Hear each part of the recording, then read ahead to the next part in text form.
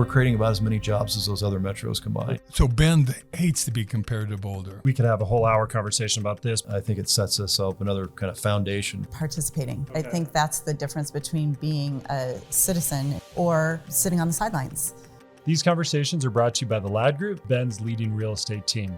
Help continue this BendBeat conversation by subscribing, sharing, and leaving us a review. Today I'm joined by two amazing people here from the St. Charles. We've got Kayley Mendenhall, the Vice President of Strategic Communications over at the hospital. Thank you for joining. And Jenny O'Brien, you're the Executive Director over at St. Charles Foundation. And I've got to know both of you in passing through events and fundraisers and whatnot, but I think it would be fun to kind of get a little deeper on who you are as people and what your organizations do for the community. So thanks for joining me today. Thanks so much for having us. Thank you. Yeah, this will be fun. So, St. Charles has been a cornerstone of our community for what, over 100 years now? Over 100 years. So I'd love to hear, let's go into a kind of origin story of, let's rewind a moment, introduce yourselves, tell us a little bit about who you are, kind of your origin story, why you're here in Bend, and then I'd like to kind of get to the origin story of St. Charles as well. So Kayley, do you want to start? Sure, I'd be happy to. Hi, I'm Kayley. I have worked at St. Charles for 17 years. Okay. I came to Bend actually to work at the Bulletin. So I'm a former newspaper journalist. Really? And spent a couple of years at the Bulletin covering healthcare before making a transition actually during the recession in 2007 when things were looking not great for newspapers at that time. Decided to transition over to St. Charles where I was working with the team closely a lot on various healthcare stories at the time, and have been incredibly fortunate in my time at St. Charles to grow in my career. I started out writing, I don't know, some people who have been in Bend a long time may remember we used to mail out a magazine called Flourish to every household in 3 counties. I used to write that, and all of our other newsletters, and now I have the privilege of supporting our communications and marketing team, our St. Charles Foundation, and our community benefit team, and also our government affairs work in my role as the vice president. So it's been quite a long path for me at St. Charles, but I think I always tell people I've stayed there as long as I have because it has never stopped being interesting. I learn new things every day, and I absolutely love the people. Yeah, wonderful. Well, what brought you to Bend? Was it your job? It was a job, yes. Okay. I was a newspaper journalist working in Bozeman, Montana before that. Another beautiful place. Another beautiful place. I've been super fortunate. I lived in Boulder for a little while too, so I used to joke I only live in mountain towns that start with a B. Well, when I talk about kind of the economic foundation and lifestyle of Bend, we call it the B's. We compare it to Boise, Bend, Bellingham, Bozeman. And they all have a lot of similarities. I went to college in Bellingham, so. You've hit them all. I've hit them all. I don't know how. It wasn't intentional. It just worked out that way. Okay. Well, my sister lives in Bozeman. My brother lives in Big Sky. Wonderful. Well, Jenny, tell me a little bit about yourself. What brought you to Bend? And how you became, the director of the St. Charles Foundation. Super. Yeah. So I've been in my role as executive director for about 1.5 years now here at St. Charles. My family and I moved to Bend in 2020, right in the summer of the craziness of the pandemic with everyone else that moved here at that time. But I'm a Oregonian, grew up in Oregon, grew up on the Oregon coast. I've lived here my whole life and was living in the Portland metro area with my family, working in the nonprofit industry my entire career, doing development work, board work, fundraising work. Worked for an incredible organization there the last kind of prior 15 years of my career called the Children's Cancer Association, and served as their vice president of development, and loved that. And then, we were raising our family there and the pandemic hit, and my whole family already lived here in Bend. They'd already made the decision to move here in Bend, my parents, my brother. Okay. So during that time they were, what are you doing? Like, move over here. So the center of gravity was here. The center of gravity was definitely here. The plan was always to end up here. We just thought we would get the kids through school and whatnot first. But we made the move. We made the bold jump. 6 weeks, sold the house, decided to move, landed in Bend. And that was a time where, like now, but really then, everybody was working remote. So I still continued working for that organization for about 2.5 years. And they started to slowly ingrain our family and to the community here. And after about 2.5 years, really started to get the itch to want to be much more deeper engaged in the Central Oregon community. My kids were going to school here. We were, getting involved. And so was just delighted when I saw the opportunity at the St. Charles Foundation. And it's history since then. That's wonderful. Yeah. I mean, the pandemic brought a lot of wonderful people here to town. Yeah. But it was an odd time to land, though, wasn't it? I Yeah. mean, it was hard to really. I talked to people that moved here in 2020, and it really took them 6 months or a year to kind of fully understand the tightness of our community, because they came here for the beauty and Muir Pond and blah, blah, blah, and the lifestyle or a job, but there was, they didn't really kind of understand the tight-knit interactions that we had, and it took a while for that to unfold because of the pandemic. Yeah, I think it's a really beautiful opportunity actually for organizations in Bend. Same, when we moved here, school was shut down, everything was shut down. We were in a little bit of chaos in our life, just making that bold move, didn't know anybody. And so it took us 6 months to a year to just sort of settle in, and then to sort of peek our heads up and to look out into the community. And I think that there's so many folks like our family here that are fantastic people, want to be part of a rich community, who are just starting to do that as well, peeking their heads up and thinking about what organizations or where do I really want to devote my time and energy. And I think it's a beautiful opportunity that organizations have. Well, it's amazing that you got involved at such a high level with such an important organization. Very fortunate, yeah. And That's the but best hiring decision I ever made. We feel equally blessed all the time. We're like, yeah. Super lucky to find her. Let's talk a little bit about St. Charles, kind of the origin story of that a little bit. A lot of people know it's been here a long time, but it's just very different than another organization here in Bend. It's been an absolute pillar of our community and the growth and taking care of its citizens. So, Kayley, would you rewind a little bit? And we know it's been here a long time, but a little bit about just kind of show, the origin story of how it started and, how it's grown with and for our city. So St. Charles started, it actually began in 1918, and at that time, Bend was a very small, very lumber and mill focused area. We probably had, 5,000 people? I don't know the population, but we'd have to ask Damon Rundberg. Yes, Damon could tell us. Very, very small. And actually Father Luke people may know Father Luke's room at McMinimans, but Father Luke was a priest here, and he was concerned about lack of healthcare in Bend at that time as it was growing. And he had met a nun on a ship, I think, years earlier, and reached out to her. She was from a convent in Indiana, and said, we really need to start a hospital here in this small town in the West. And I think it took a little bit of time, but eventually he convinced her, and she sent 5 nuns. And this, as the story goes on, they got on the train on Christmas Day and came west, knowing that they would probably never go back to their home. And they came out here putting everything on the line to start St. Charles Hospital. It started in a little tiny house on the banks of the Deschutes River right downtown. Oh my goodness. And they were told initially by the mill workers, or the mill owners, to only take care of the mill workers. And they said, no, that's not what we do. We will provide care for all or care for none. And that statement is still really core to the DNA of St. Charles and who we are as an organization today. We use care for all the time. You may see it on sweatshirts all over town. Our caregivers live and breathe that, because we truly are. We are a nonprofit, locally owned health system, which means we view ourselves as a community asset. Every person who walks through our doors will receive care, no matter what, no matter their ability to pay. And it's always been the way. And there's stories throughout that more than 100-year history of people bartering eggs and lumber and wood and all kinds of things for their care. We clearly can't do that anymore, but it's just an interesting history to fall back on, and that's at the core of who we are.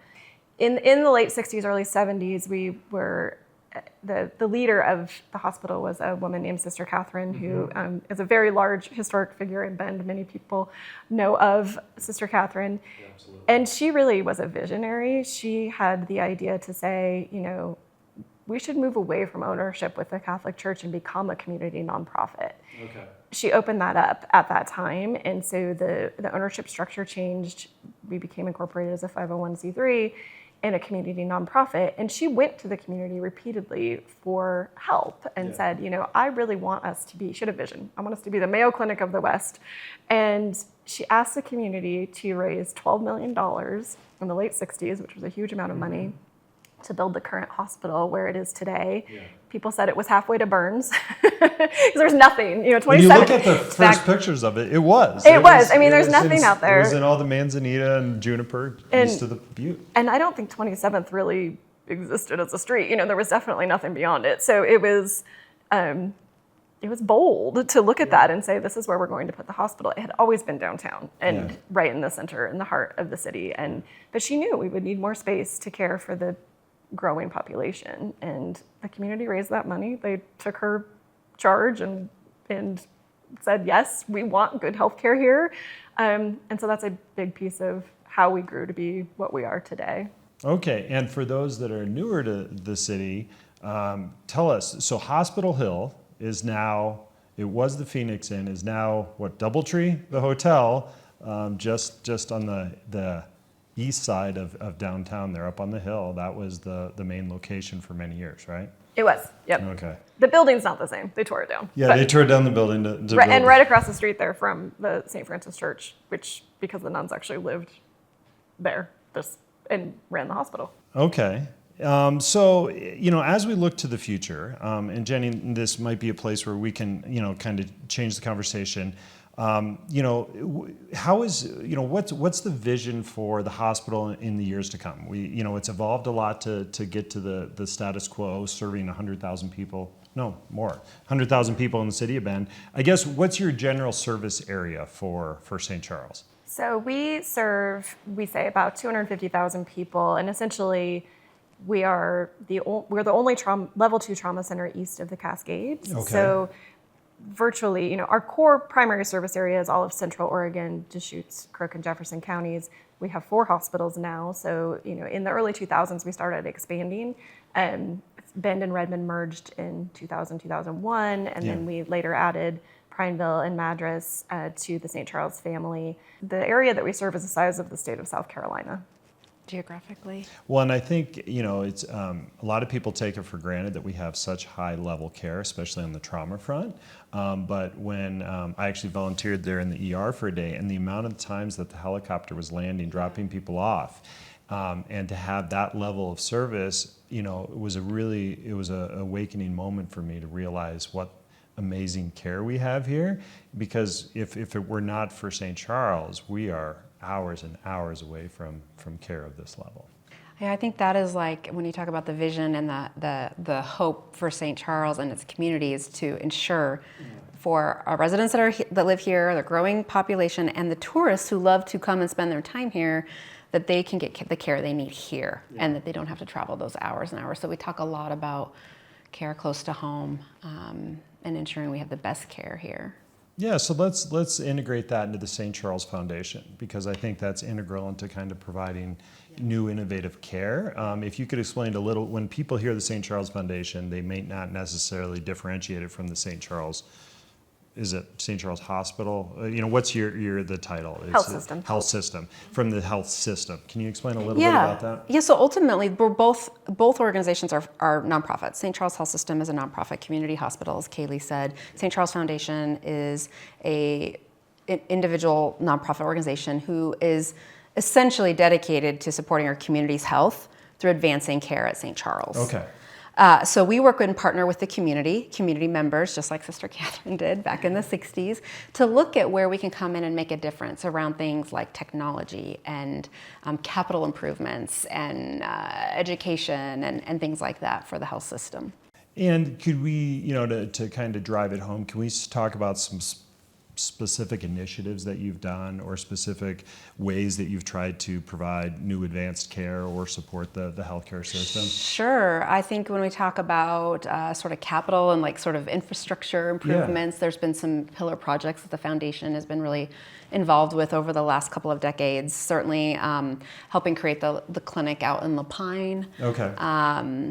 The Bend Cancer Center, and most recently the ICU tower that was completed in 2019. So a complete addition and expansion of that ICU facility, which luckily opened right in the winter of 2019, right before the pandemic hit. So having that state-of-the-art facility for our community here during that period of the pandemic was crucial. And I've been told stats that we didn't have to send one patient over to Portland during that time when we were helping our patients in our community that were dealing with that, with the COVID-19. So having that space and having that facility is major addition. Okay, so and you work in tandem with the healthcare system, try to identify the biggest needs that they have. That's right. And you come in with the fundraising efforts and the community involvement and trying to rally the troops, so to speak. That's exactly right. We rally community support and involvement. Typically, a philanthropic project is going to come in somewhere around 15 to 20% of a project cost, typically, right? Okay. So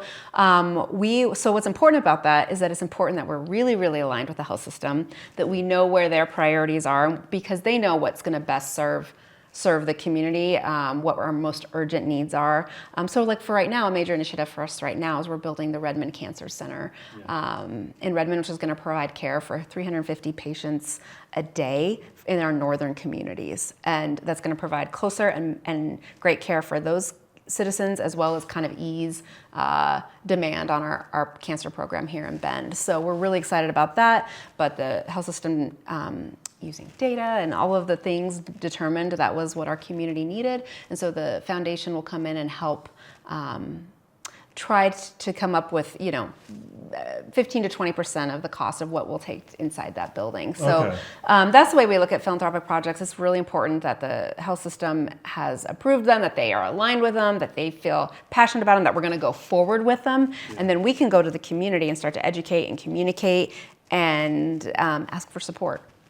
Brian Ladd here. I hope you're enjoying the conversation and find this dialogue relevant to really what it means to live and work and play in this amazing community. As Bend's leading real estate team, we take our role seriously in representing both buyers and sellers at the absolute highest standards of our industry. For more information on how we can help, feel free to visit our website at bendpropertysource.com or text LADD1, LADD1 to 88,000.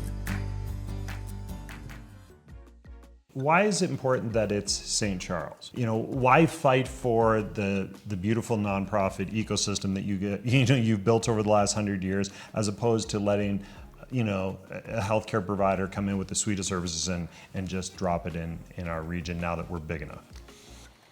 That's a good question. I think that for me, what I see is that the people of St. Charles who run St. Charles today live in these communities, and they are your friends and your neighbor, and they're out there on the sidelines watching kids at the soccer games and on the ski hill, and they're invested in this community. So the decisions that we're making around healthcare services are always through a lens of what do we need, what can we afford to continue to do, and how much can we keep here, so that we are supporting those people in our lives that we care about. We know every single one of us at one time or another, even if you haven't experienced St. Charles care today, you will in the time that you live here. You will, or a loved one will, because we all do. We all have things that come up. And so to me, that's really important, that it's the local people who are involved in our community, who care about this community, making those decisions for us for the future.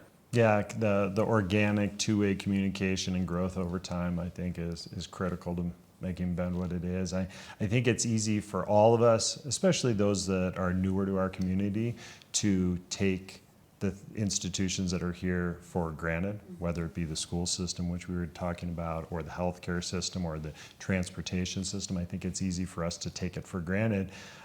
But then hopefully conversations like this can give some depth and breathe life into the organic ecosystem that is the collaborative nature of Central Oregon. I agree with that. And I definitely think that's true for healthcare. I think it's probably true for all things, but I really think people don't think about healthcare at all until it's not there. Yeah. And we see that. We see small rural hospitals are closing all over the country. It's really difficult. It's a difficult business. Reimbursements often do not cover the cost of care, which is why having strong philanthropy support is so huge. It makes a big, big difference. And so, but you don't think about it, right? You always think the hospital will be there. Yeah. Until it's not. Sure. What are the misunderstandings that when you talk to people in our community that they may have about either the foundation or the healthcare system that you think is just kind of a critical point that where the communication is breaking down, or they may have a misunderstanding about what our system is? Well, I'll start with just my experience, but I feel like you'll have maybe the more in-depth I think you'll have a really interesting I experience think- because you have these conversations with new people I more have than these I do. conversations with new people, and I still am relatively newer to our community myself. And so just without even knowing any of the beautiful history or even the complex history that St. Charles has had with the community in the past, just understanding healthcare alone as an industry, a lot of people I believe don't really quite understand that we are a nonprofit community hospital. I'll see things where people will look at decisions we've made and say, oh, their shareholders are going to be really excited about that. Like, we don't have shareholders. Like, we're You're not. the shareholder. You are the shareholders. And so I think there's just a little bit of a basic, for some folks, misunderstanding about the role that we play, that we don't receive any state, federal funding, we don't receive tax money, that we are independently run, that it is not a foregone conclusion that we would or could that be you'll here. exist. Yes, yes. And I don't know that, I completely understood that until I was a part of the organization. That there's just not a bailout for all these hospitals, and they will always be here. So a really basic core, I think that is one of the misunderstandings. But I think there's probably also some just within St. Charles history and past, and with a growing community and change in leadership. I think there's also been decisions made or things that maybe the community didn't always understand why, that have led to some I don't know, we always talk about rewriting the script or thinking forward and what that might look like and kind of get rid of old perceptions. So No, I think that really answered what I was looking for. Sometimes the more public I am with things that I do, I almost feel that no good deed goes unpunished. Where no matter how pure the intention, that whenever you're as visible as you are and that you employ as many people as you do, that there's bound to be, pushback. We are large. We're the largest employer in the region. We are the only hospital system here east of the Cascades in Central Oregon. But in my view, from my time working there, I feel like it's all those things that we just talked about in terms of why having local people make those decisions is actually really good for our community. Yeah. And we do actually have a significant amount of competition for many of the services in healthcare that truly make money. Where we don't have competition is for all those services that don't. Behavioral health, NICU, ED, emergency department. Sorry, we drop into acronyms really easily in healthcare. But those things that we need, that you need, the emergency department doesn't make any money. The NICU doesn't make any money. Those things that are so valuable, that's not where the competition is. And why would anybody else come in and want to provide those things to the community just to lose money? So those are things that people don't think about or really understand because they don't understand healthcare finance because it's incredibly complicated. Well, that's eye-opening to me, and I appreciate that because I do see all kind of the secondary healthcare systems that have spawned up around, even physically. If you look at the St. Charles campus here in Bend and look at the dozens and dozens of healthcare providers that are literally on the edges of your campus there, you can see a lot of additional services and competition for services for those. But I think you drive a good point that there's the emergency department and those services that cost a lot of money that are money losers, remain firmly entrenched. Your responsibility. The responsibility, that's our CEO, Steve, talks about that a lot. And I've been very impressed when I look at the awesome responsibility and how important our leaders take that for that's where those decisions are coming from. What is the right decision for our community? And that's always where their decision making is coming from. And sometimes those decisions can be hard to understand because they might not make sense. Why would we maybe take services away from one region and centralize them in another region? But there are reasons to ensure sustainability and that we can continue to remain functioning. There are reasons usually, but they're not always to make another buck. That is not where the decisions are coming from. Yeah, well, and thank you for shedding light on that because people don't have that information, and I think that's important to put out there.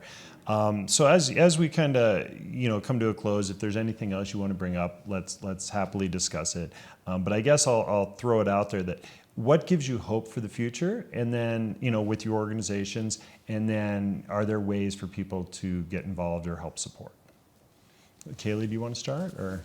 Well, just quickly, this is maybe off topic a little bit. It was one of the questions on your list that I wanted to get to around. We are incredibly involved in all of the communities that we serve. I was just going over our list yesterday. In 2024, we sponsored 61 different nonprofit organizations throughout the 3 counties. And that's just one bucket where we provide funds to our partner nonprofits in a variety of different ways. We have a 3-year priority project for our community benefit team that's on reducing loneliness and increasing belonging in our communities, and we're doing a lot of work in that area. And those are just a few of the ways that we really give back, and I think that's something that people don't always have visibility to either. But we are partnering hand in hand with organizations all over the region that provide services that we don't provide, that we're not experts in, to help those in overall building a healthier community. That's wonderful. Can you, just so we can add light on that and make it more tangible, when you say you're supporting 61 nonprofits, that's absolutely stunning. What are some of those nonprofits, just to give an example for some of the organizations that you support outside of your own organization? Sure. So we, every year we fund the warming shelters in every community during the winter to make sure that our houseless folks have warm places to go. So those are all run by different groups, I think, in the different communities. But we give money to Volunteers in Medicine, which is one of our partners that is a free clinic that's actually located on the Bend campus. Neighbor Impact. There's so many. Even High Desert Museum, we have a partnership with. We're a member there, and our caregivers can go to the museum for free on passes. So those are types of things we do to help encourage community engagement. We've been doing a lot of work partnering with Native Aspirations in Warm Springs, helping them with their water problems up there. We provided a lot of bottled water, and so I don't know. Those are just a few examples.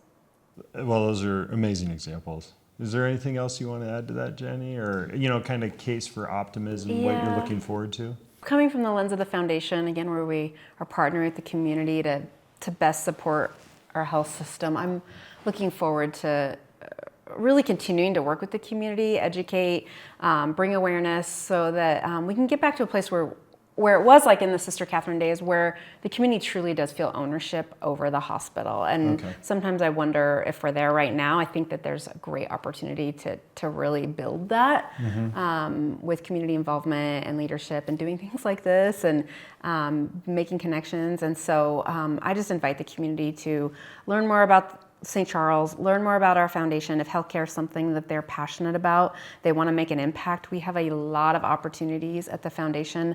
We're about to embark on some really exciting projects. I mentioned the Redmond Cancer Center, and there's some other fun things coming up, some impactful things coming up. Looking at opportunities to, redesign our emergency department, things like that are going to mean a lot to this community. So I would just say if there's anybody that's interested in learning more about that, I'd love for them to reach out. Well, wonderful.